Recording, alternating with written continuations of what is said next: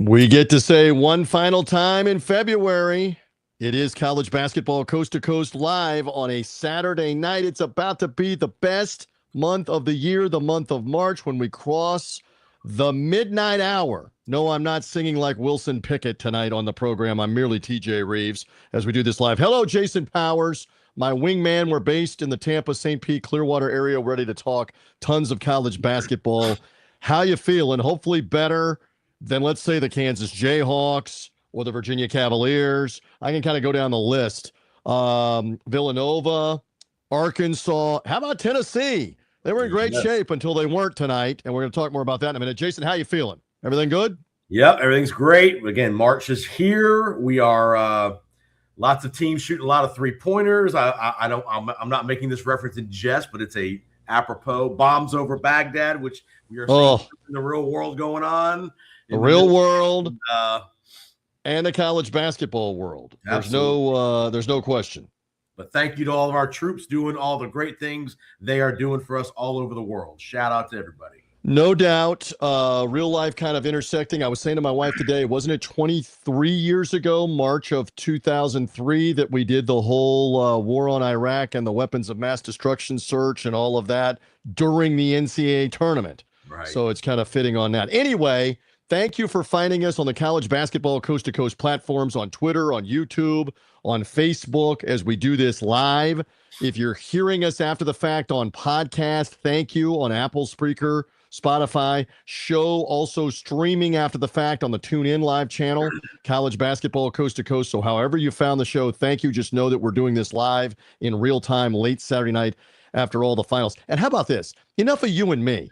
Enough of you and me, fresh off the call of the 71-69 win by Alabama over Tennessee, somewhere headed up I-75, I believe, or no, wait a minute, south on 75 from Knoxville to Chattanooga, but driving safely, and I'm told pulling over like to a rest area or a safe part of the road, a parking lot, something, is Chris Stewart of the Alabama Crimson Tide Sports Network. He's with us live, Jason, here tonight. On the call after a nice little steak dinner, had a little probably lit up a cigar like it's the third Saturday in October. Yes.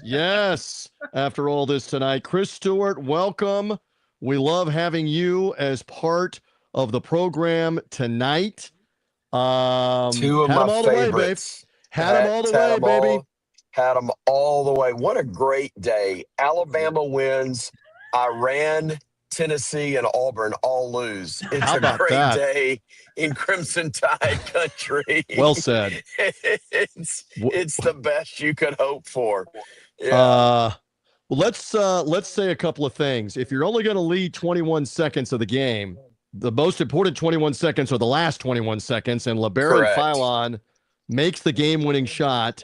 For those that have not seen it, kept up with it, Tennessee led by 12. Alabama storms back. Philon hits the game winner in the lane. Why did Alabama come back and win this game now that you've had some time to think about it with your broadcast partner, Brian Passink, and you've talked it all over? Why did the Tide come back and get this done tonight in Knoxville? Finally got some stops. I'll tell you, the first media timeout really was very telling as you look back on it. Tennessee was up 5-0. Alabama had turned the ball over 4 times, had only shot it twice, and missed the goal both times. But at that media timeout, we're only down 5-zip. Yep. That's a point where if Tennessee is hot, it's 20-0. The place is rocking, and it may be over. But instead, it's a ball game.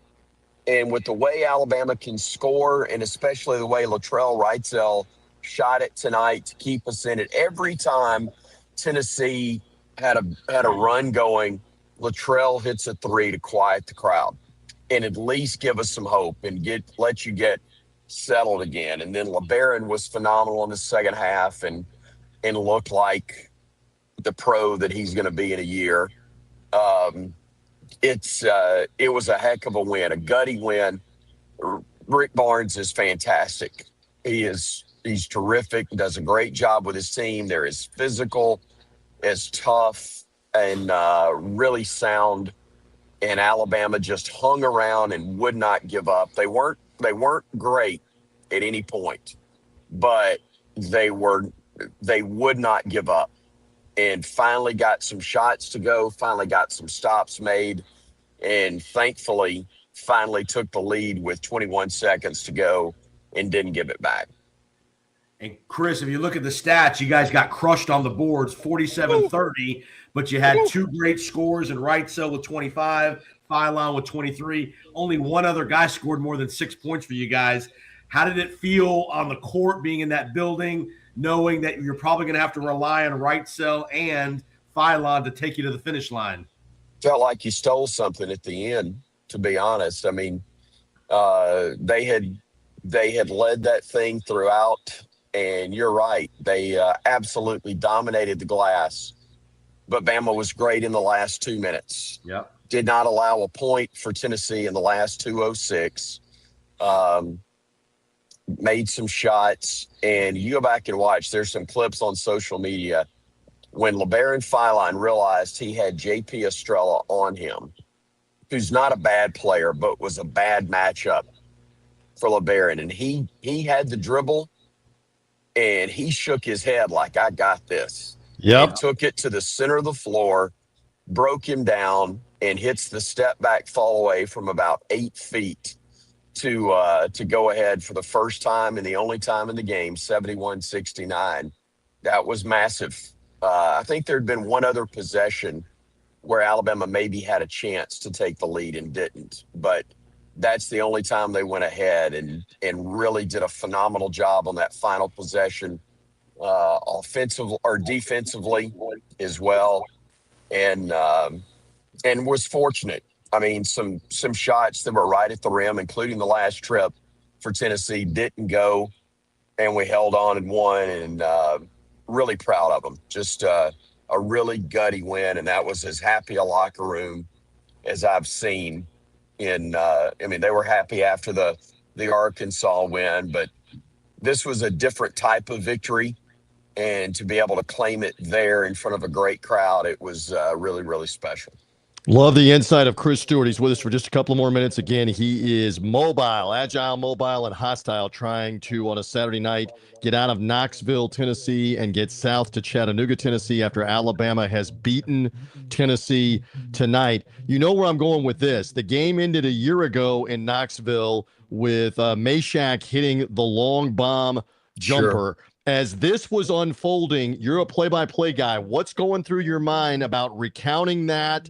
Is it maybe a payback situation for Alabama to do it to them? Take us through that real quick.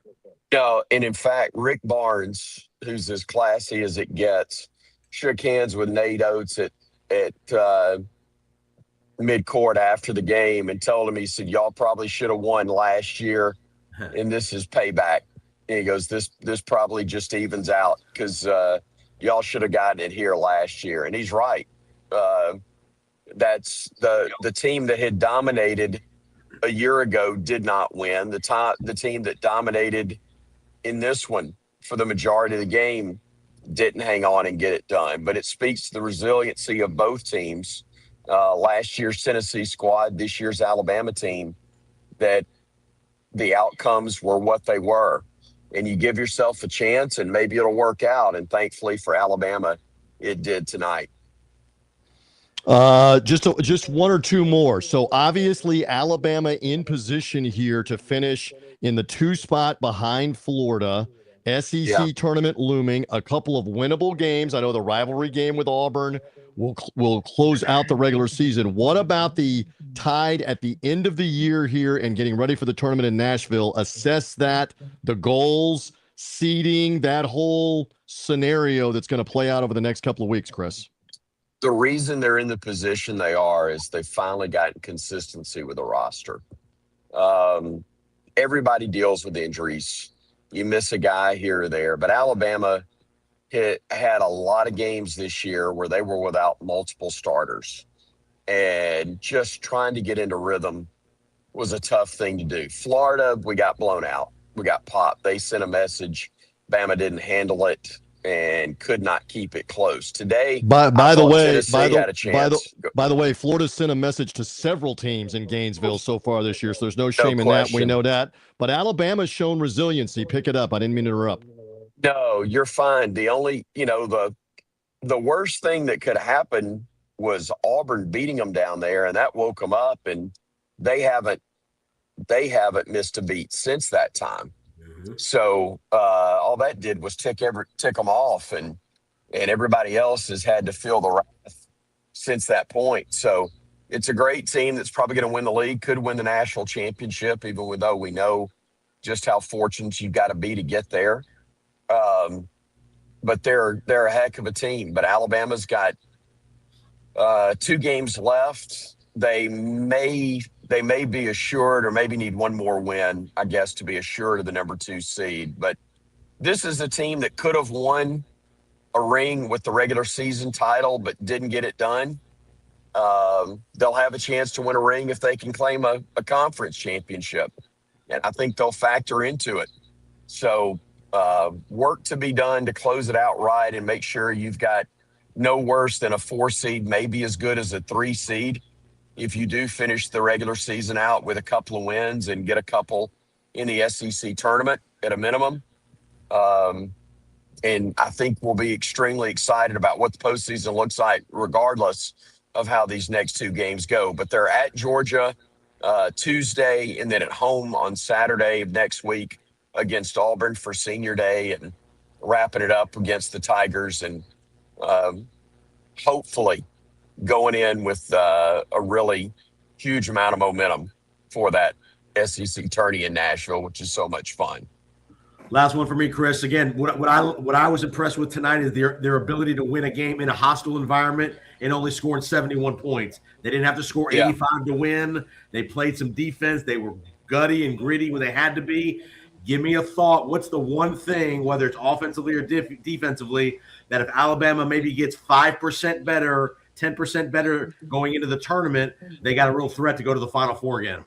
I think it's defensive rebounding.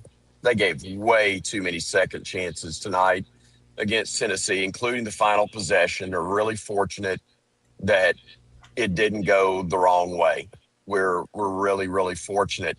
That being said, to win their last game, scoring 61 in the first half against Mississippi State, and then only 28 in the first half tonight, but finding a way to get it done. That was I think that's something you can draw on as the postseason gets here.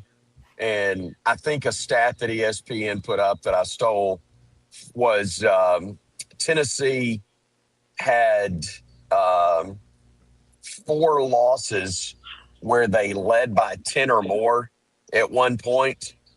And now it's 5, and Alabama is now second in the league, or maybe tied for first, with 5 wins after trailing by 10 or more at one point. So with the tempo and the pace that Alabama plays, it's not an insurmountable lead when you're down 13, 16 or more, although I don't recommend it. But they certainly got it done in impressive fashion tonight. Love it. You're gracious to be with us as we cranked up live here on College Basketball Coast to Coast. I will catch up with you in March. Sounds great, buddy. Who knows? We may see you in Tampa in the first and the second round of the NCAA basketball tournament in the South Regional. If darn. Please don't throw me in that briar patch. That's okay, because the Gators would be down here too.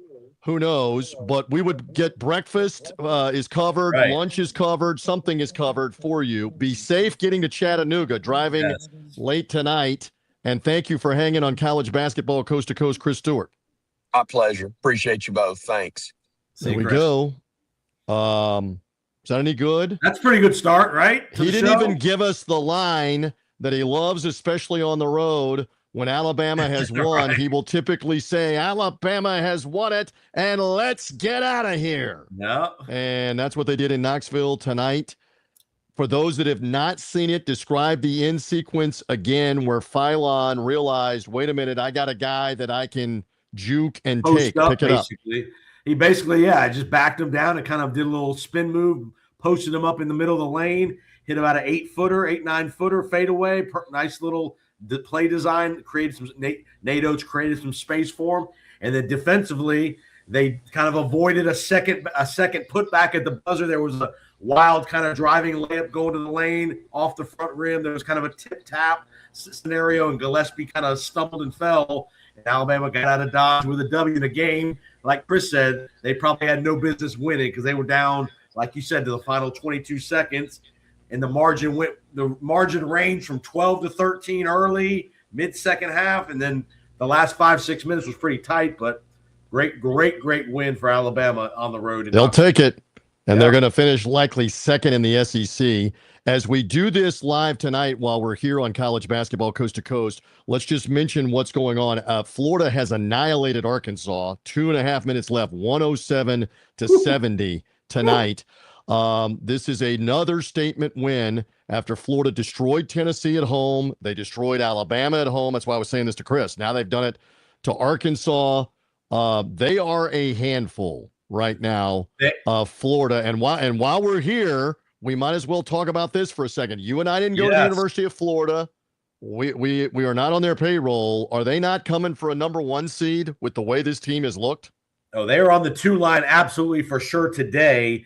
And if Connecticut stumbles down the stretch here once, even if it's the St. John's in the Big East tournament, and Florida runs the table, Florida's going to be the 4th number 1 seed, I think. I think so too. You can make the arguments about UConn. I mean, Iowa State lost again today, and I'm sorry, this is the first of numerous times that I'm going to say this today in the month of March, whatever. What you did in November does not carry more weight than what you're doing in February. Sorry. I know people want to point to, well, it's all wins and it's all losses. If you're not winning games in February the same way, then we can dismiss what you did in November, because it matters how are you playing right now. And if we're going to talk about Purdue, how you're playing right now on a 2-line, or Iowa State on a 2-line. No. And again, we didn't go to the University of Florida. Thank you for finding us on college basketball coast to coast here tonight. Again, in a little bit, Colby Dant will be here from the College Basketball Experience podcast. Love Pick Dundee. That's his nickname, not Mick Dundee, not the movies. Crocodile Hunter. Yeah, the Crocodile Hunter. No, what's the movie not called? I just drew a blank. But in any event, yes. Now you got me on the brain with Steve Irwin. 80s, totally 80s movie, man. Yes, but he will be here. He loves to make the picks, the spreads, the whole bit, and we'll get some insight from him on all the stuff at the top. And so Colby will be here on the program in a few minutes. A couple of other things that have gone on this evening that are finals, and then we'll get to the games of earlier today. We wondered if St. John's would be able to bounce back after their horrific effort where they scored 40 points midweek at UConn. Jason, they missed 45. What did we say? 56 shots. 45 of 50 shots missed is like you and me in a Division I game. Okay, tonight they dropped a piano from the 8th floor down onto Villanova and annihilated them at the Garden tonight. So they have bounced back this evening. Nice win for Rick Pitino, who broke out the white suit that he used to break out at Louisville. He's broken it out a few times in his career, including at St. John's. That kind of dovetails into UConn having to survive earlier in the day. They were down by as many as 8 in the second half to Seton Hall at home on Senior Day. Alex Caravan, though, led the comeback with a couple of big threes. They made some key free throws. They got a couple of stops. And UConn wins, and they control their own destiny now to capture the regular season title. It looks like they will, and be the number 1 seed in the Big East tournament after St. John's had the lead earlier off of last weekend. A thought on UConn, and obviously they have a case for the number 1 seed up there with Duke and Michigan and Arizona. No doubt. UConn's going to be a handful. I mean, you could have in the same region, depending on how you could have UConn and Florida in the same region as the 4th number 1 and the best number 2 seed. So you could have those two potentially paired up in a region together. which would probably be the South because we think Duke's going to go to the East. So UConn would or Florida would go South most likely based on Michigan and Arizona getting the other 2 ones. But yeah, I mean, this is going to be, and let's look on the other side of the ledger. Not that Seton Hall was in the tournament, but had Seton Hall won that game today, they would have been back in the conversation, kind of on that bubble line as maybe the 4th Big East team to get in, but just a killer loss for Shaheen Holloway and Seton Hall today. Would have been a quad 1 win, obviously, on the road. Didn't get it. Yep. One of many times that we will say throughout March, it doesn't matter that you lost close. It doesn't matter that you almost won or you were leading. If you don't win these games, that's supposed to matter. Yes. And it didn't happen for Seton Hall today. So let's go over some more of what we saw. So Duke, we thought this was supposed to be early on in the day, right off the bat at noon Eastern. We thought this was supposed to be a game with Virginia, who's good, with a couple of good outside 3-point shooters. DeRitter, the Dutch player, professional player that's come over for Ryan Odom as the new coach at Virginia. This was no contest. Duke destroyed them, Jason, this afternoon. Say a little more about the Blue Devils, who look every bit the part as a 1 seed, if not the number 1 overall seed. I was super impressed with Isaiah Evans, their kind of lanky 2-guard. He came out the gate firing 3. He hit 3 threes in like the first 5 or 6 possessions of the game. So he was a microwavable kind of guy early on to get them going, and they're just well balanced. I mean, obviously playing in that building is a factor, but man, you got Boozer, you got Evans on the outside, you got Mbangba is kind of the center, kind of the in the middle. Just a well-rounded team, and again, Virginia's good.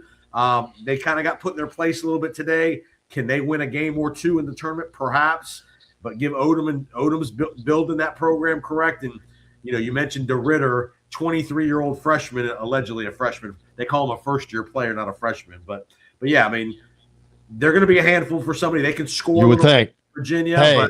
Hey, they destroyed NC State midweek by 35 or more points. Yeah. But they were down 15 right away at Cameron. Yep. And let's go back to this. He had another, 18.9 rebound game. Did Cameron Boozer wrap up the Naismith Award, the Player of the Year? I think so. For Duke? Yeah, I definitely think so. I think it's going to be him and DeBance, I would say, probably 1-2. And Acuff did not play very well tonight for Arkansas.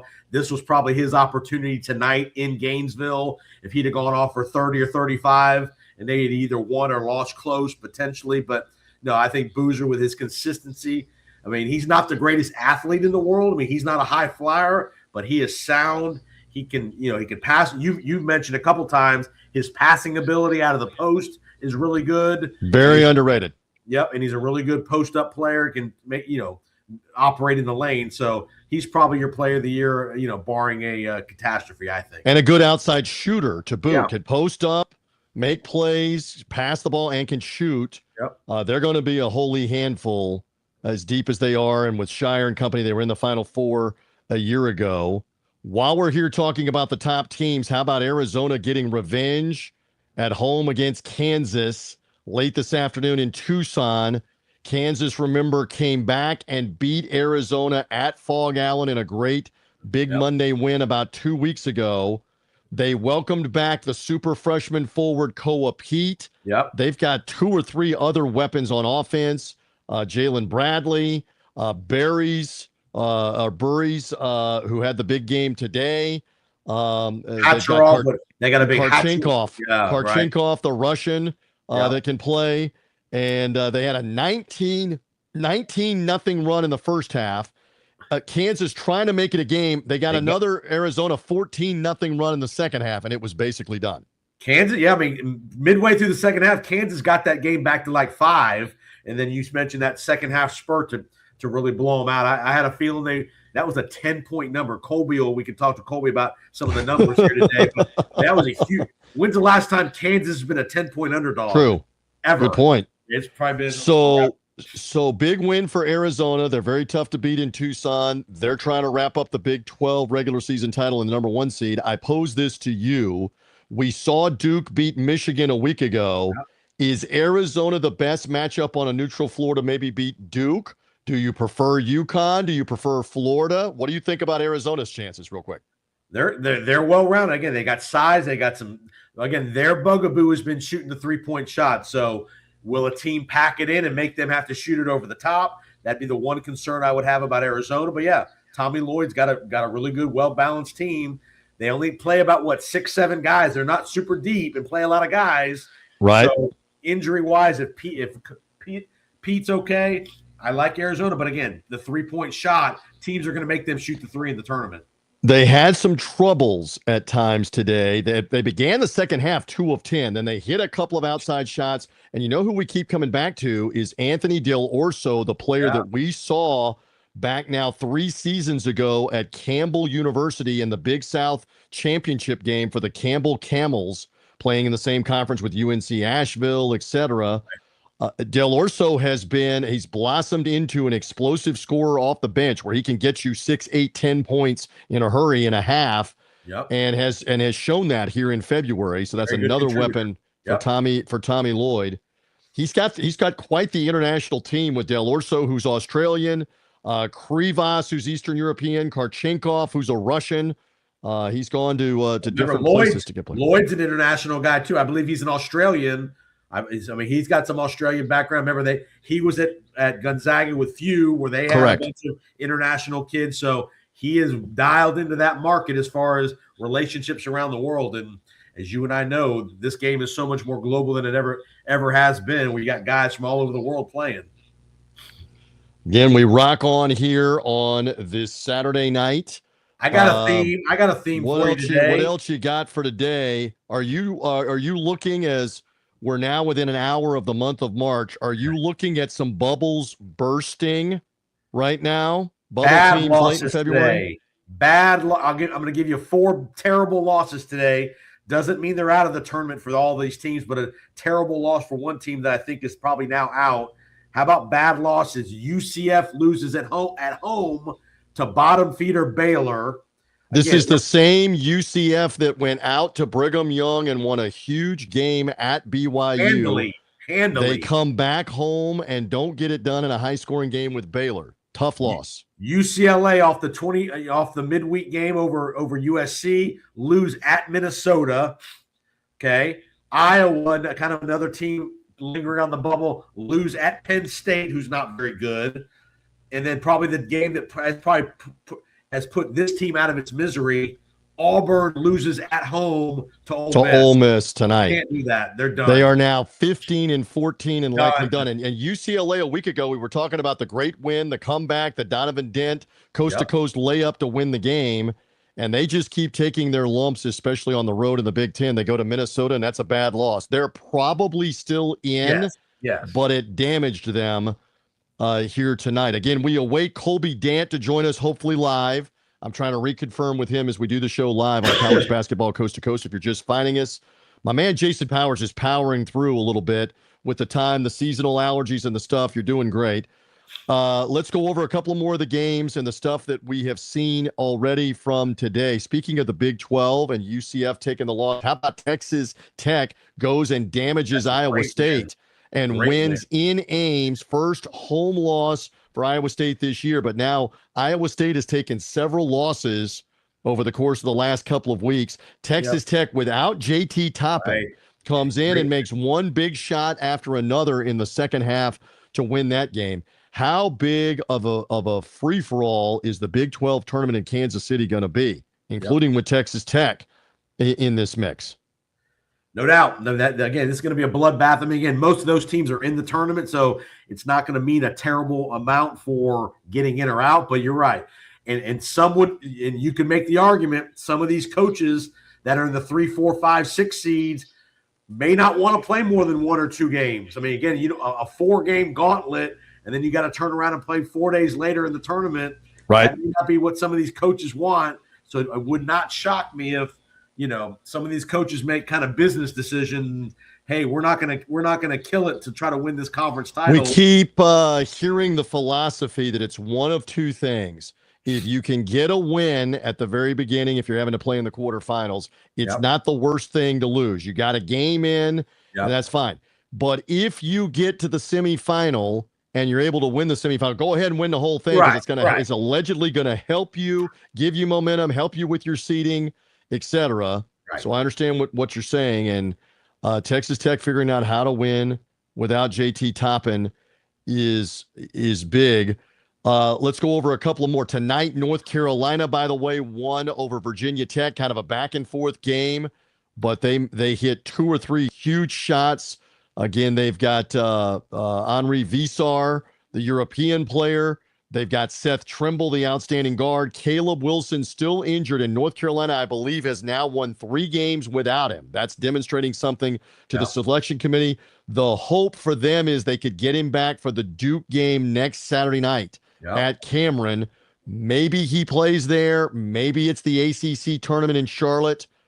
But don't forget about North Carolina. And for all the crowing about Hubert Davis, they've won a bunch of games now. Once again, they're going to probably end up being in the top seed. Yeah, like a top 7 or 8 seed in the tournament, and we'll see if they can do some damage for North Carolina in the tournament. Any other thought on Carolina getting the win? The Duke game looms next weekend. I don't know how anxious you are in revenge to go play Duke at Cameron after what they did to Virginia today, for example, Jason. So that's something else.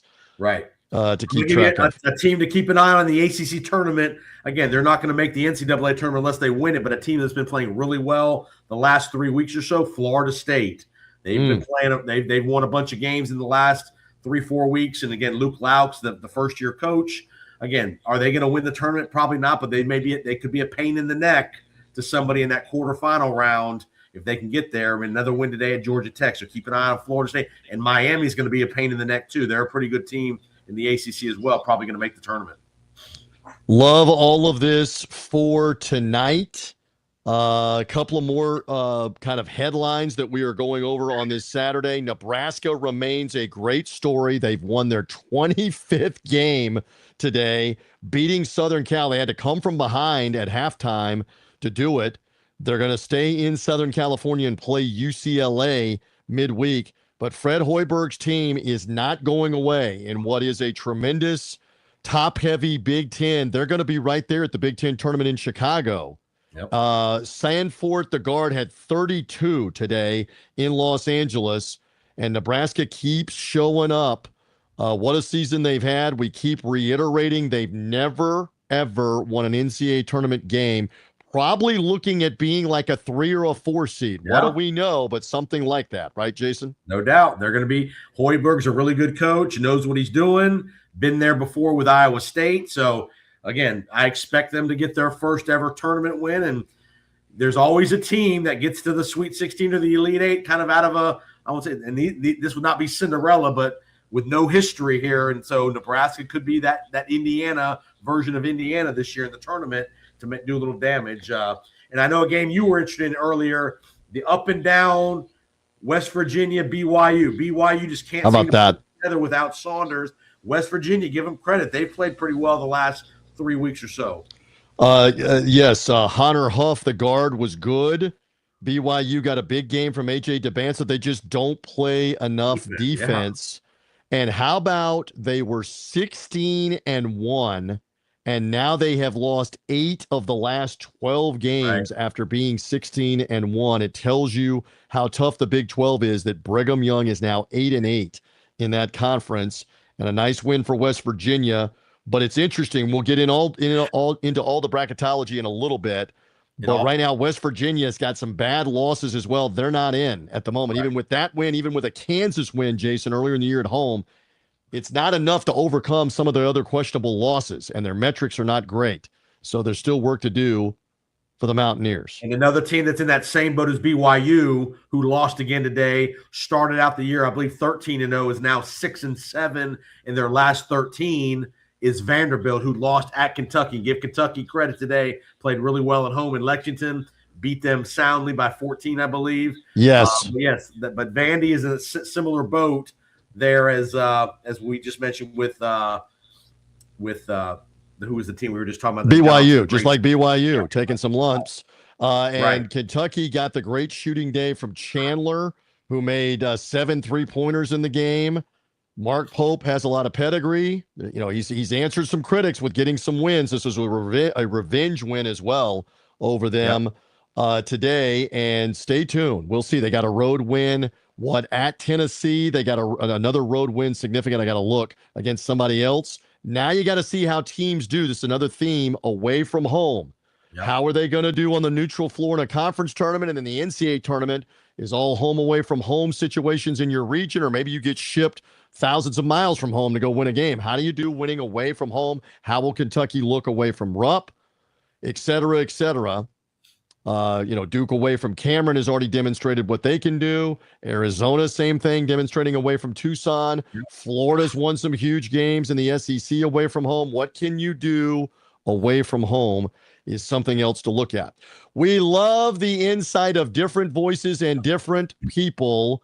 And so let's welcome to college basketball coast to coast in the live show on Saturday night, as well as you hearing us on podcast later on or on the TuneIn channel streaming later on. Hello to Pick Dundee, Colby Dant of the College Basketball Experience, the College Experience podcast, part of the Sports Gambling Podcast network of shows. My friend, it is about to be here, the month of March, and the greatest month of the year and the greatest event of the year, the NCAA tournament. We have to have Colby Dant in here to speak some truth and speak some knowledge. How are things on the cusp of March? I mean, things are great to see you, first off. Happy March. Yes. All right. This Yes. is like Merry Christmas, Happy March, Jason. All of it. And yeah, I mean, great time of year. But I put on this shirt that a fan sent me because I saw Bruce Pearl's comments, and I had to put this on. I hadn't worn this thing yet. A fan sent me this Miami, Ohio little I guess jacket. So got the quarter zip. Look, you got the quarter zip today. You got the pullover. You got the quarter Pearl's zip working. Have been at the forefront of college basketball today. Yeah, you got the quarter zip working. You got the whole situation there with that. So talk to me about Miami of Ohio. Side. I'm not sure. Yeah, I'm not sure if you're able to hear me or not. Check it out on the mic settings. We'll let Colby check on the mic settings here for just a second. But he was talking about Miami of Ohio, and we'll get back to that in a couple of moments. Again, it's a live show. We'll see if he's able to hear us here on the program. Let's see if he is able to rejoin here in a moment. And Jason Powers will be back as well. On the Miami of Ohio front, what he's talking about is Bruce Pearl sat on the Turner pregame show prior to their Big East coverage and basically pointed out what I've been saying. You're being a villain to point it out, that their out of conference schedule is not good. And will they be left completely out, Miami of Ohio? Colby is back with me. Are you able to hear a little better? Outstanding technology working. That's fine. I don't know what happened. My apologies. Perhaps it was Bruce Pearl and Stephen Pearl trying to knock out all the conversation about Miami of Ohio. So what he said, and I've echoed this, their strength of schedule out of conference is not good. I can sense and I see with what you're wearing that you don't believe that's everything. And that if they get Jason's point, and Jason will be back in a couple moments, if they get all the way to the semifinal on the Friday night of championship weekend, how do you tell this team if they were to lose a game in the semifinal after they're 33 or 34-0, you're not good enough to be in the tournament? So pick it up on that point on if they lose in a semifinal or in the championship game, how much more weight do you think that carries? I mean, look, I look, maybe my approach is drastic on this. To me, like, I don't care if they lose in the first round. I don't care if they lose out. They at this point, I don't care that the scheduling is like that. We knew they won 25 games last year. They returned all 4 starters, right? Or 4 to 5, right? So we knew that no one wanted to play them. These coaches outside aren't morons. They're rather going to take a team that's going to be brand new. They know, hey man, this team won 25 games last year, so I'm with Travis Steele on this. And then the other side of this coin is, I know this, and I know you know this. I preview every conference. We've been doing this for 8 years, right? Like, it's hard to preview these things now because every roster's got 10 new guys. Of course. I mean, they put UNC Greensboro on the schedule. They've historically been pretty good in the SoCon. Not this year. Sorry. Okay, UNC Asheville, they've gone to the tournament a few different times. They put them on the schedule. They're not good this year. Sorry. I know this just from projecting teams year in, year out, especially in the mid-major ranks where these players get just plucked away. I mean, if you go and look at UNC Greensboro's best player, he happens to be playing in the SEC and doing very well. So, like, you are probably scheduling based off thinking he's going to return, right? It's an impossible situation. I just think I don't care if you're playing D1 basketball and you start the season 25-0. In my opinion, there should be a clause where you're automatically in the NCAA tournament. Right. Yeah, Give them an engraved invitation in your mind with the way 100%. that they have been playing. I love Colby's insight on all subjects. Let's cover a couple of things that we've been talking about from this evening. So Florida absolutely hammered Arkansas tonight. How much did that surprise you? Not just that they won, but this was like, I keep making the metaphor, Mike Tyson 1980s first round knockout-esque. They destroyed them tonight. What do you make of that? How badly they beat Arkansas? Yeah, I mean, look, I had been somewhat of a skeptic of Florida's guard play this season, and I thought, I just don't think they're good enough to get back to the Final Four or the championship game. Well, as the season's gotten closer and closer to March, I'm eating my words. And after tonight, beating Arkansas, who I think could be a dangerous team in the tournament, and the way they beat them, I'm buying in again. I think they can do it now. Like, this was a statement win, and they've had a few of these lately. Whether it was at Georgia, I know Georgia was missing their leading scorer, but that was a rivalry game against a decent opponent. You know, you've seen them just go one by one in all these big games down the stretch here. You see what I put down below? There's a strong argument. They're on the 2 line right now that they maybe should be a 1 seed. What do you think when it's all said and done in about 9 or 10 days here, 2 weeks? Are they going to get to that 1 line potentially, Florida? I think they could. You know, I mean, obviously they got to continue to look super impressive and take care of business, in the SEC tournament. They don't even have to win the SEC tournament. Do you think they have to win the SEC tournament to get the 1 seed? I don't even know that they have to. I think they've done enough right now to at least make the case at the 2 line. If they win out, and that includes playing Kentucky again, by the way, and then let's say beat an Alabama or Tennessee on the neutral floor even without winning the tournament, maybe that's enough to have them in. I know Jason Powers is back with us here as well while we were going over Florida and their chances. I also want Colby's thought on this while he's here for a few minutes on the teams at the top. What about Duke? Easy to say in hindsight, they kill everybody. That was a surprise at noon Eastern early today that they destroyed Virginia. Tell me about what you saw, and are right now, are they the compelling team at the top along with Arizona and Michigan? Maybe Duke is the most compelling team. What do you make of that demolition of Virginia, Colby? Yeah, I mean, I thought Duke would win the game. I ended up on my show laying the points, but I didn't think they would win by like this. This is just a statement game. But I did think UVA is a team that, despite Odom's doing an unbelievable job, like I was a little bit. The Notre Dame and Florida State games I couldn't get out of my mind, where they got wins, but they were down majority of the game. But yeah, Duke's been super impressive, especially when you look at like the Carolina loss.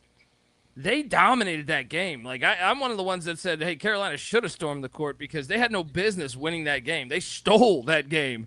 And you look at the Texas Tech loss. They had a big lead at one point in that game. So like if you look at their losses, they have even been in position to win those games. So I'm buying in. I think now the one thing I'll say is this day and age of college basketball, and they were an outlier last year because you go back and look at like the 2020s. There's not many teams that are super young that have gone past the Elite Eight. Right. Duke last year was about the only one, but they certainly look. I mean, their defense and specifically their transition defense, I find to be just unbelievable. Like look, Shire. People can knock him for his stance on court storming or making up punches or something, but the guy can coach basketball because it's super impressive what he's done with such a young team after last season. Jason, you got something for Colby? Go ahead. I do. From the gambling angle, Colby, these conference tournaments that are starting next week in some of the smaller conferences, then you got the big boys the following week. Give the audience some angles or some metrics that you like to look at when it comes to these conference tournaments, not neutral site games. Some of these smaller conferences, they get to play the first round or two in their own gym. Give the audience a couple things to look at when it comes to betting on some of these games. Yeah, I mean the own gym thing is a big thing to pay attention to. You take like McNeese State and the Southland, where we know we're playing there, despite them not even getting the 1 seed. So like some of the conferences are you were this good in the regular season. Like High Point is going to do that in the Big South, but like there's other conferences where it's just no. This is written in. You're playing at McNeese State. UAB's playing at home in Birmingham in the Americas. Correct. Yes, and even the ACC. I mean, it's in Charlotte this year, so I mean, Carolina and Duke will have a big crowd there, and I guess Clemson will probably have a pretty big crowd as well. So you got to be paying attention to that stuff. I've always said this, over the years.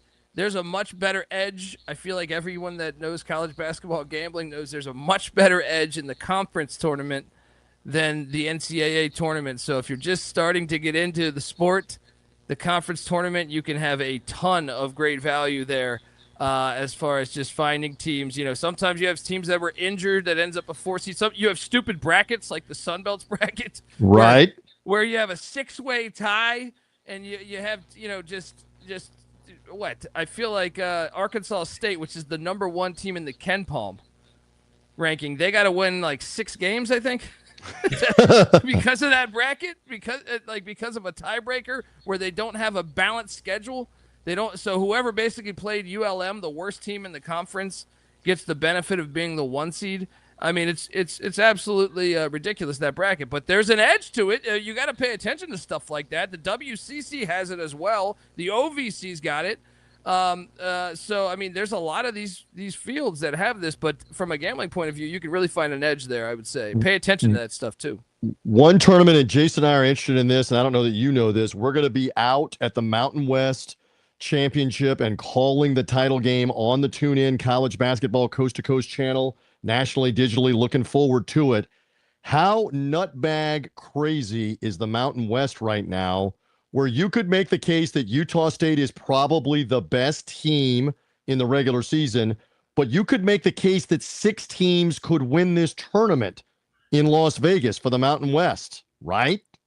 I mean, 100%. I mean, this is like Utah State's definitely been the most consistent throughout the season, but you got to remember, Eric Olin was in year 1, so they've had their ups and downs, but obviously huge win today against San Diego State. San Diego State's had some injuries, so you might think that Brian Dutcher, based on them being the unanimous. I was at Mountain West Media Days for basketball this season. So, like, they were the unanimous pick to win the Mountain West. And I've been covering that conference for a while, and I don't remember it ever being unanimous. So, they're certainly capable of it. They haven't lived up to their talent level, and some of that's injury-related. Some of it is just, I think working in some new guys that aren't accustomed to the culture there that Brian Dutcher has set. But they're as dangerous as any. Nevada and Steve Alford, like, who knows? Like that is a true. I mean, they lose at San Jose State, and then they turn around and beat Utah State and New Mexico. Figure that one out. Yep, yeah. Go figure. But Grand Canyon's got 2 huge wins on the road. They come home and lose to Wyoming. I mean, it's nuttier than a bag of trail mix Ali Farouk Munesh has got Colorado State playing really good ball right now. He's in year 1. So these year 1 coaches like Olin, Farouk Munesh in Fort Collins, they've done a really good job. And even Sundance Wicks to a certain extent. I know they had a scare with Air Force, but they on certain nights, they do look really good. Even Fresno with Wahlberg. Now, I'm not going to say they're going to run the table, but they're a dangerous team, more dangerous than they've been historically in the Mountain West. But yeah, I guess if I had to pick right now, I'm just going to go Dutcher. I think he's going to find a way to get him back there, especially in Vegas. Yeah. Jason, I'll let you get in for 1 second, but the interesting thing is we saw it today. New Mexico battled, late game got tied on the 3-pointer by Miles Bird of San Diego State. Seems like it was 2 days ago, but that was earlier today. And then New Mexico pulled the game out. More than likely, those 2 teams are going to be in the 2-3 hole and are going to probably play each other if they both win in the semifinal for the chance at the automatic bid. So get ready for the trilogy game. That'll be fascinating. Jason, what else on the Mountain West, or what else? What else you got, Jason? Give me a thought. You may have talked about this when I was away. Did you mention St. Louis? Give me a thought on St. Louis. We have not talked about them. Go ahead. Yeah. A10, St. Louis. They're one that I worry about them. I do. Like they've looked like I was buying in early, but then on the road the last couple times, Dayton's all of a sudden gotten healthy. They get smashed up there at UD Arena, right? And this is the A10 tournaments in Pittsburgh. Those Dayton fans travel. You saw them in Maui. You saw them make it all the way to Maui. So I expect that to be a Dayton crowd there in Pittsburgh. but also they went to Rhode Island and took a bad loss to Rhode Island. I worry about them outside of that arena. They've looked great all year, but I think they're coming back down to reality a little bit over the past couple weeks. Similar way with George Mason. George Mason, I know they got the win today, but Tony Skinn's boys are hurting down the stretch. I feel like both these guys, both these teams are teams. VCU is a dangerous one that I think has gotten better. Once again, first-year coach going back to the Olin thing. Is that a one-bid league? Is that a one-bid league? I think St. Louis will get in as long as they don't get upset. I think they'll get in. So I'm going to say 2-bid league because I think they're going to. I don't think they're going to win the conference tournament. But but I did want to hit on this. Back to the Mountain West for a second. Yes, please. Grand Canyon was in the WAC previously. Mm-hmm. They played their tournaments out there in Vegas. Have you guys seen how well their fan base travels to Vegas? Yep. They're gonna have that. They're gonna have the Thomas and Mack place rocking, or is it T-Mobile? I forget which one. No, it's Thomas and Mack. Yeah, okay, UNLV's arena. Yeah. Yep. They're gonna have that place rocking for sure, and that's something to consider when you're looking at the odds. You talk about the student involvement. They've easily got 3,000 or 4,000 in that little gym, that probably 8,000 seat gym on the Grand Canyon campus, and they affect teams big time coming in there. New Mexico will bring people. I was just going right there. San Diego State. You and I were there and saw New Mexico probably had 7,000 or 8,000 people in the arena for the semifinal of the championship. Utah State always brings like 6,000 people. It's going to be very interesting on who gets their hands on what tickets for the quarterfinals and the semifinals in the Thomas and Mack Center. That's a 2-bid league in your mind, Colby, right now? From the Mountain West? The Mountain West going to definitely get 2, Utah State and somebody else? I think so, but I can still see a scenario where Utah State wins that. They have been consistently the best team, I think. But I think Utah State has hit a little bit of struggles away from Logan. They have one of the best home court environments. So, I do believe that they could hit some rough seas in that tournament. So I'm going to say 2 out of the A-10, 2 out of the Mountain West. But I trust the A-10 to get 2 more than I do the Mountain West. I trust this man. Did we leave anything else out? I'm just scanning back here on the games from earlier today. Is UConn a 1 seed? They had problems with Seton Hall. They had to come back and beat them. They have obviously championship experience with Caravan, Solo Ball. They're the last links to the team that won the back-to-back a couple of years ago. Danny Hurley, an excellent coach. They've got other weapons. Reed on the inside, Mullins, the freshman guard. Are they 1 seed worthy? Are they a dangerous look for Final Four consideration? I don't like them. I don't like them this year. Now, I'm not saying, don't get me wrong, I'm not saying they're going to lose in the first 2 rounds, but I don't think they've passed the eye test game in and game out. Okay, great performance against St. John's. I've watched too many of their games, specifically at home. Go back to the Creighton blowout. But also, I thought Villanova got a bad whistle when they played in Stores. Villanova, that game shouldn't even went to overtime, in my opinion. I thought Villanova got fouled, and they should have been shooting. And then also Georgetown and Providence played them incredibly tough at their places. So I would have liked to see them be a little bit more dominant. That doesn't mean they can't be capable of getting to the Final Four, but I don't think they should be a 1. I think they should be a 2 seed in my opinion. Interesting. Jason, anything else for Mr. Dant? I love his insight. Give me a couple of teams. I know you got more than one. Just get them in the tournament, baby. Get them in the first 4. Get them in. Who is that? Is that Santa Clara? Is it somebody like New Mexico? Speaking of the Western teams, USF, a team like South Florida. What about What about this? What about this right here? What about their? This is a team that's on the bubble that I think is dangerous, and that is TCU. TCU's had some ups and downs, but I still believe they can go toe for toe. They should have won in the Fog this year. I couldn't believe they blew like a 6-point lead with like a minute left. I think that's a team that is still. They beat K-State tonight, so they survived. They're up and down a little bit throughout the year. Them and UCF. I think UCF's soundly in, but UCF is a team, they're the oldest team, or the second oldest team in college basketball. Going back to what I said previously, the Elite Eight, I want to say since 2021, throw COVID out because there was no fans, I want to say all the teams have been super old with the exception of Duke last year. So UCF is one to watch out for that I think, could really, if you're looking for crazy Final Four or Elite Eight odds, I think you circle UCF. I know I say this as they lost to Baylor at home today, but It's wild. I still believe that if they can stay healthy, I know their big man is injured, but I'm hoping that they get him back before the tournament. But I think they're a team to watch out for. As far as outside of the bubble, I think VCU is dangerous. I think VCU is one that is probably on the. I mean, depending on what bracketologist you look at, because some have them in, some have them, first 8 out. But I think they're a dangerous team. I think they're a team that is getting better. And once again, I like the value on some of these first year coaches when you get to March, because the roster's starting to really grasp what the coach is demanding. You know what I mean? So yeah. We saw UCLA stumble with Minnesota, but they won in a great comeback with Illinois. They have a Purdue win. If they're in, they're probably something like a 12 seed. Is maybe Mick Cronin, the veteran coach, Donovan Dent, the point guard. Jason, we saw Donovan Dent with New Mexico.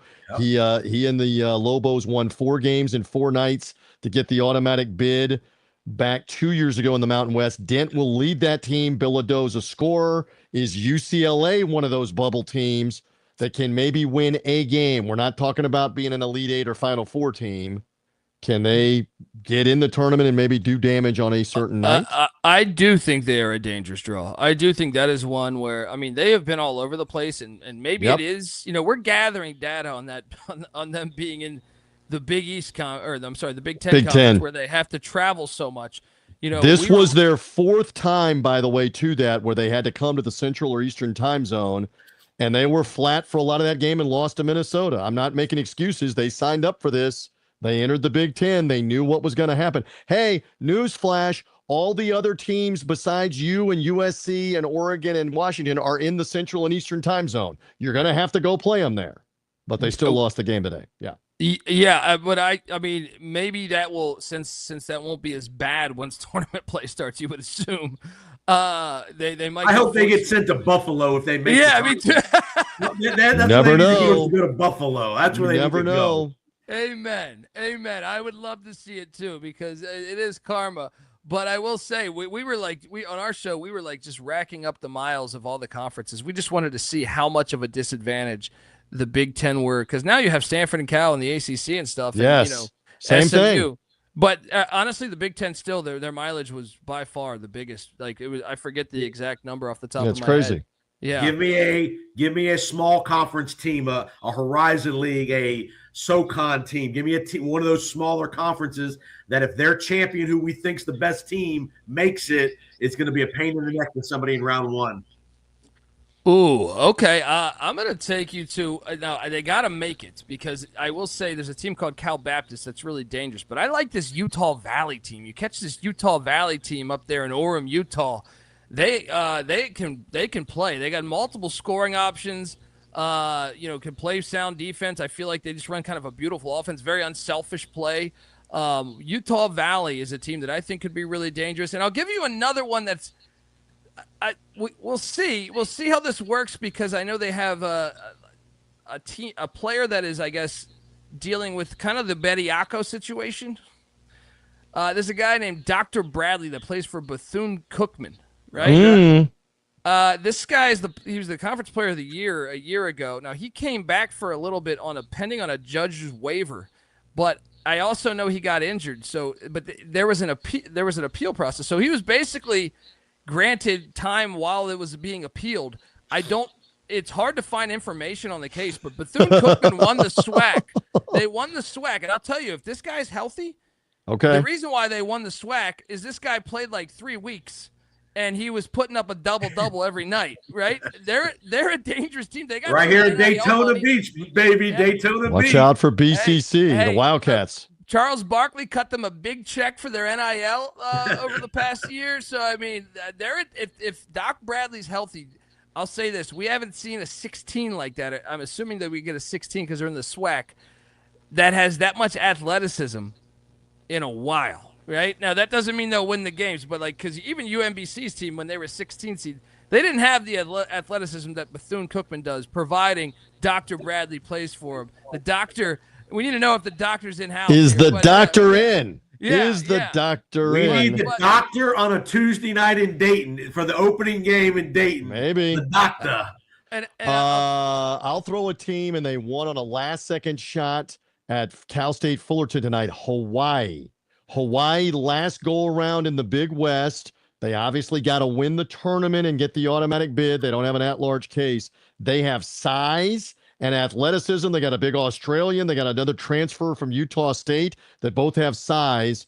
Hawaii might be a nightmare matchup for somebody in like a 15 versus 2 game or a 14 versus 3 game, something like that. If Hawaii gets in, I'm just saying aloha could mean goodbye.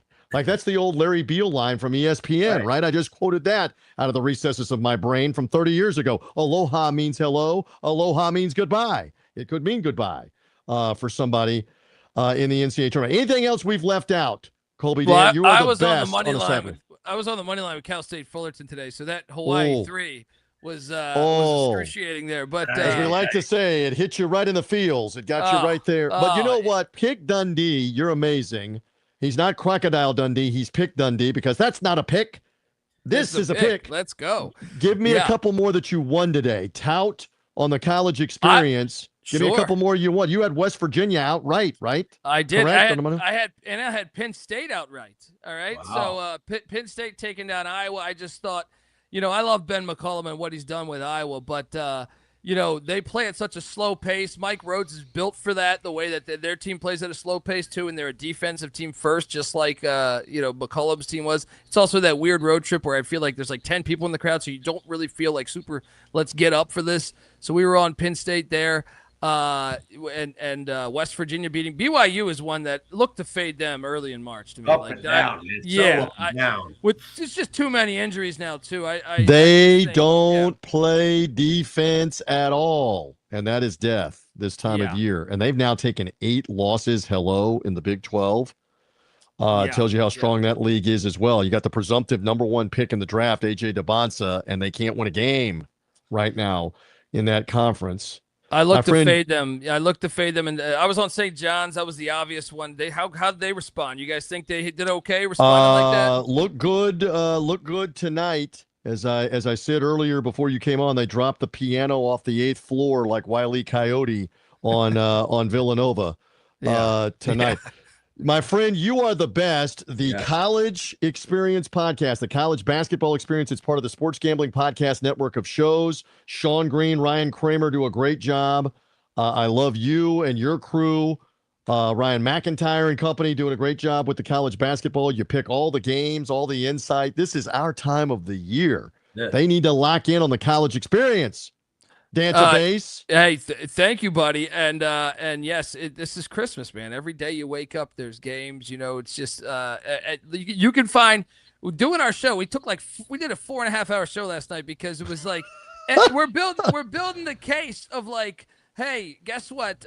We got William and Mary is battling for the 5 seed right now in the CAA. And if the other two teams you had to take 15 minutes to explain the 2-way tie in the Sun Belt because the Sun Belt couldn't figure it out for about an hour on who's the 2 seed and who is the 7 seed out of all of the teams that were 11-7. Literally, they had to sort out 6 spots on the different tiebreakers. It's crazy for this time of year. Go find the College Experience podcast. Yes, no doubt. What else? What are they doing with that bracket? I can understand the WCC's approach for that, but the Sun Belt, just 3 weeks ago, Georgia State was in first. They're like second to last now. There's one conference that should never have that bracket. It's the Sun Belt. It's crazy. And they want to have everybody included in their tournament in Pensacola, Florida, in the Florida Panhandle. We'll see what happens in that one. And all the other mid-major tournaments, just be aware. Be looking for Miami of Ohio. Start next week. Be looking for Belmont out of the Missouri Valley. If they get the automatic bid, they're explosive. They've had a good season. There's a lot of fun teams out there. My friend, let us bother you again in March. Can we bother you again at some point? Anytime, dude. This is not even work. This is a man that during the COVID-19 craziness came on with me on the show. You know where I'm going. while standing in line at a bank parking lot trying to get in with the bandana on the face and the Wazoo hat on the head. Wait. I was in Los Angeles. You couldn't go anywhere without some type. I forgot my mask when I went to go get quarters from my laundry machine. Right.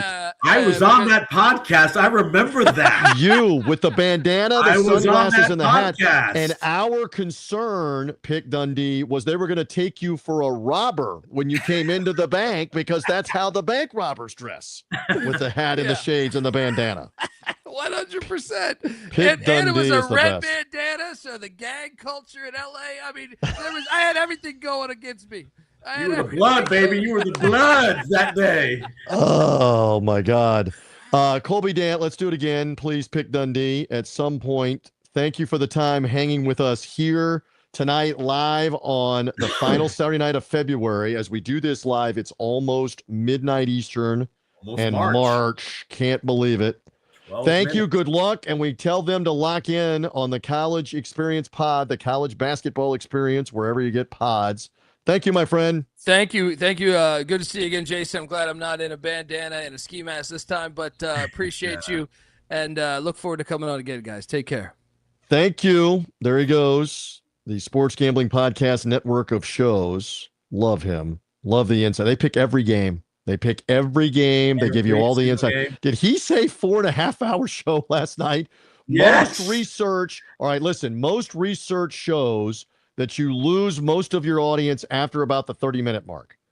About 45 minutes in, most of your audience is gone. We're at that point right about now, about an hour. 4.5 hours. That is hardcore. That's content, baby. That is content. Absolute hard. I mean, no stone left unturned. Every angle possible. They got more angles than Pythagoras. They are on it on the College Experience. We love that. Love Colby Dant. I got a little birthday note. We got to get in. Get a birthday note in. Guess who turned 70 years old today? 70 today. No, or either yesterday or today. I think it may have been yesterday. This weekend. We'll just say. Is this college basketball related, sports related, entertainment related? A person you know very well. 70 years old today. Who you got? Our buddy Timmy B. The Tim Brando, 70 years young, the Iron Unkind, who was on the call last Saturday in Pauley Pavilion with the UCLA. Yeah, baby. At the end. Yes. Donovan Dent with the great drive, and Timmy B. Happy birthday, Timmy B., who is the best with all the nostalgia, with all the stories, with the play-by-play calls. Love it. 70 years young. Baby. We love all of this. You know what else we love is we love our friends at Kalshi. Kalshi is a proud sponsor here of what we do on college basketball coast to coast. The predictive markets are alive and electric for March Madness right now. I mean, you can wager on everything from is Duke going to make the Final Four? Cam Boozer, the son, has basically locked up the Player of the Year. So the predictive markets on Player of the Year, not such a big deal anymore. But anything else in the predictive market right now, like who's going to win the Big 12 tournament? Things like, is Miami of Ohio going to make the NCAA tournament? Anything with a predictive market in college basketball, go to Kalshi. Use the promo code TJ Hoops. You've got a free promo code offer there. We'll give you $10 to spend at Kalshi if you want to wager some against the predictive markets. We were talking last week about, or earlier this week, wasn't it, with Kalshi, the different predictive markets on would the government acknowledge aliens? That's actually something that you can go and vote on and wager on. Were we going to strike Iran? Yeah. That's exactly what happened. That's there in the predictive markets. Chicken dinner there. Academy Awards. The new Bruno Mars album is out. There's a predictive market on will his album be #1 the first week in April. There's a predictive market for that. But back to the college basketball on anything from Florida Gators repeating as a predictive market. Does Michigan make the Final Four? Go to Kalshi and get in and use our promo code TJ Hoops on all the predictive markets. I was at an establishment today, and the gentleman next to me was talking to a friend of his about gambling on a game, making a bet. And the first thing that came out of his mouth, he goes, "Don't go to your app that you've been making bets on. go to Kalshi. That's right. Limits. You have unlimited amounts. Big. You can bet big numbers. Available in all 50 states. Kalshi. And you can obviously get in on the predictive markets and just vote, or you can wager against what's going on. Yep. Et cetera, et cetera. I'll tell you what's a fascinating vote right now is somebody other than Arizona or somebody other than Michigan to win the Big Ten tournament. That's a fascinating. Who are you going to take? It's probably a head-to-head. Would you take a Wisconsin? Would you take a Nebraska to maybe win the Big Ten tournament instead of Michigan? Michigan State as well. Would you take in the Big 12 somebody like Houston that got a 40-point win today instead of Arizona? I don't know about Kansas instead of Arizona at this point. But I mean, you can make the Iowa State. Yeah. Would you take them against Arizona? Would you take Alabama, who we were talking about, against Florida? Kalshi for the predictive markets. Go to Kalshi, legal in all 50 states. The predictive markets are out there. Everything from will there be an earthquake in California before April 15th? You can wager on all kinds of different, get in on the voting on all of this. Who will be the new Khomeini of Iran? Of Iran. That's now apparently up for grabs. That's a thing after bombs for breakfast in Tehran earlier today, as we make light of that. But, I mean, everything from Jack Hughes, the U.S. Olympic star from the gold medal game with the game-winning goal, the New Jersey Devils player. Will he propose to Tate McRae, the singer-entertainer? There's got to be a predictive market for that. Are they getting engaged in 2026? Will he propose? Kalshi, check it out and get the promo code up, TJ Hoops, and get you a little bit of coin to wager with at Kalshi. You mentioned the hockey game. I know you were around in 1980 to see the Americans win in 80. Give me the emotional difference between last Sunday in 1980. Was there much difference to you? It's crazy. Because again, these are professionals. We kept talking about that. That was an amateur team that was doing this. Yeah. And it was so out of nowhere that they beat the Russians in the Friday night game. But everybody forgets they still had to beat the Finns on Sunday morning to capture the gold. And here the United States pushed their way into a gold medal game that everybody thought Canada was going to blast them in. And they win the game with an overtime goal. I will say it goes 1A along with Miracle on Ice. We will remember this 10 years from now, 25 years from now, because they had not won the gold medal since the 80 Olympic team. Same day, too, by the way. Exact day. How crazy is that? 46 years later that it all worked out. Okay, couple of other things for tonight. Gonzaga and St. Mary's in progress. They've gone to the second half West Coast Conference finale game. Gonzaga has already wrapped up at least a tie for the top seed in the West Coast Conference. Final year that Gonzaga is in the West Coast Conference, Jason Powers. So they are leading at St. Mary's in the second half. Now, this is interesting. How many teams is the West Coast Conference going to get in the tournament? St. Mary's has an at-large case. By the way, St. Mary's has now come back in the last couple of minutes. They lead 42-38, about 15 minutes left, long way to go. Is the West Coast Conference going to have three teams in the NCAA tournament? Santa Clara is the third team for tonight. St. Mary's probably has an at-large case. They're definitely going to get a second team. Maybe it's the team that wins the game on the neutral floor in the 2-3 matchup. St. Mary's and Santa Clara. They split in the regular season, Santa Clara and St. Mary's. So are they going to get three teams? Would you rather the committee give a conference like the West Coast Conference the benefit of the doubt versus the 9th team from the SEC? What's your thought on that? Or the 10th team. Or the 11th team. SEC had 14 teams last year. Would you rather the committee? I would rather the little guy get the second bid in their league, the Atlantic 10, somebody like that. The Mountain West get a second team. Then let's have the 10th team of the Big 12. Right. But they don't look at it like that. They just go on teams and records. Interesting on the brackets real quick, and it's about to be midnight. It's about to be March. We're giddy. Our buddy Chris Daubertine of bloggingthebracket.com checked in with me off the air. We plugged bloggingthebracket.com. Chris is the bracketologist who's been doing this for about 15 years now. Forget about Joe Lunardi. I love Mike DeCourcy, the Hall of Famer. He does a great job with the bracketology, but Lunardi is literally like the 3-card Monty guy out on the street in New York with your dollar bill. He moves everything around every afternoon, every evening. None of it's consistent. He changes it 18 times on the final weekend of the tournament. We love Chris because he stays consistent with what he does. Great insight. He gets most of it right and in the order. All right, so I asked Chris several things for tonight. I said, who are your 1 seeds after we saw Duke and Arizona roll and UConn survive? He said in this order, it's Duke, Arizona, Michigan, UConn, in that order. Now, that could switch. Obviously, Duke beat Michigan head-to-head.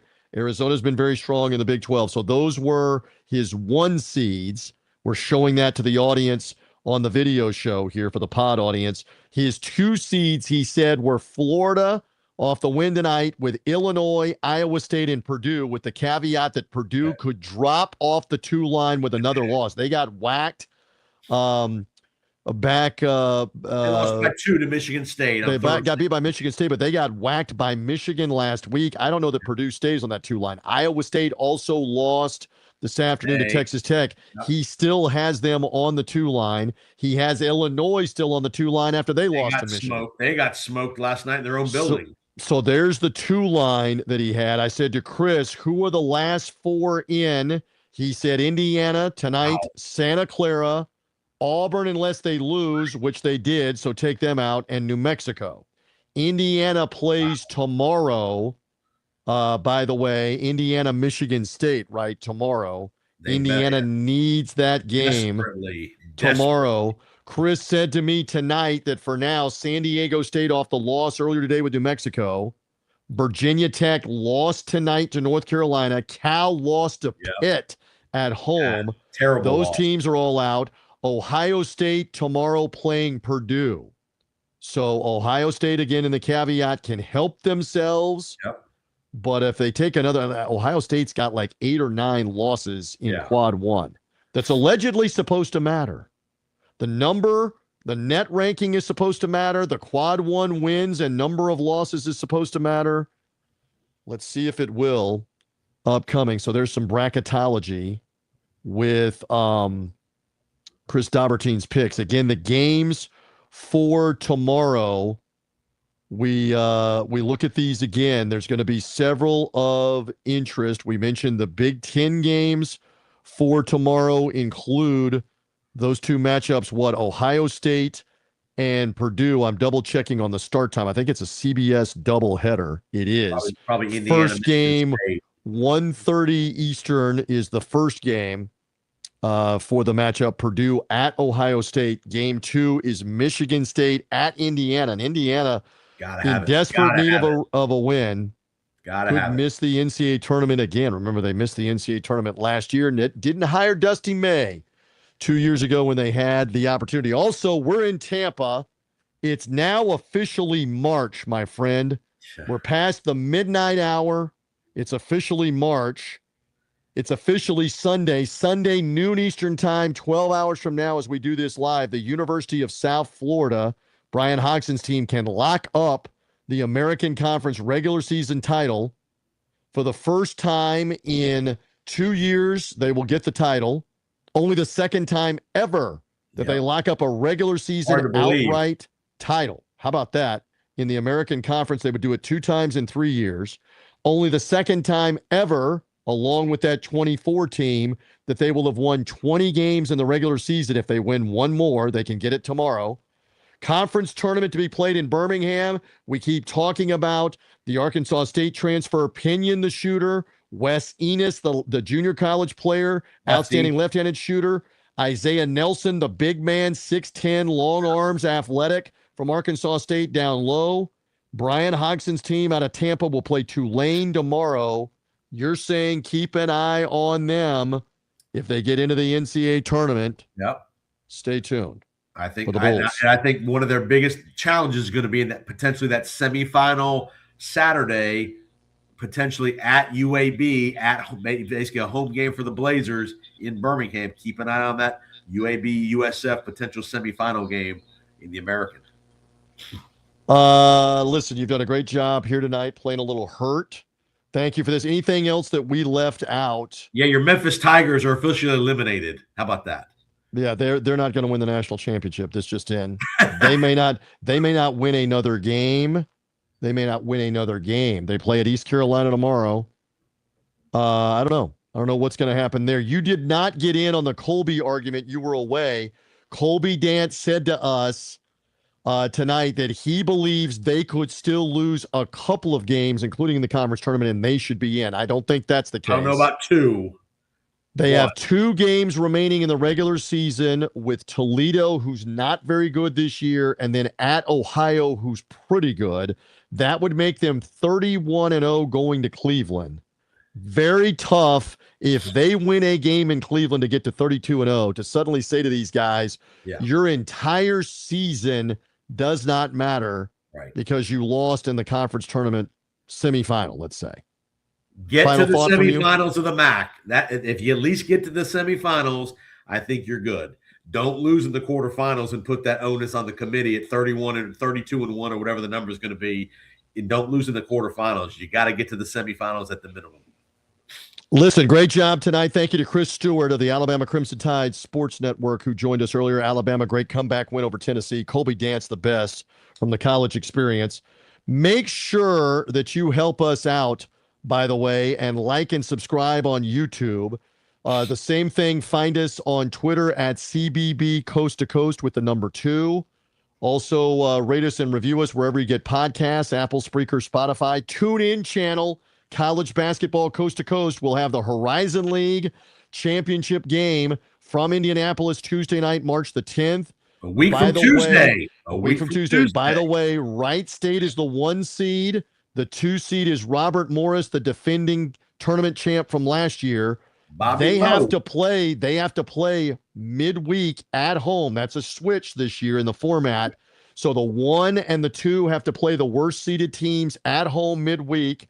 If they win, they advance to the semifinals, obviously, in Indianapolis on Monday night, March the 9th. We will do the championship game from Indy Tuesday night, March the 10th. And then you and I will be in Las Vegas for the Mountain West Conference title game craziness with Utah State, San Diego State, New Mexico, Grand Canyon, that whole bunch. Saturday evening, March 14th, we're live from Las Vegas on the TuneIn College Basketball Coast to Coast channel. Maybe I'll see some more coaches at the craps tables like I did the last time we were there. You did. You were messaging me because I was elsewhere, and you're like, I swear that we're here. And the Pac-12 coach, what was it, Mike Hopkins from Washington, just got eliminated. He's 5 feet from me an hour after being eliminated in the Pac-12 tournament. He's at the craps table. You never know what you're going to see in Vegas. That's it, baby. Inside or outside the casinos. That's right. Folks, thank you for hanging with us tonight. For Jason Powers, I'm merely TJ Rives. Rate us and review us on the pod feed. Thank you for finding us on the live shows. Keep it locked in on our social platforms for the live shows. We love it as we march on. It is college basketball coast to coast. It is March. Jason Powers, thank you, and we thank you for watching.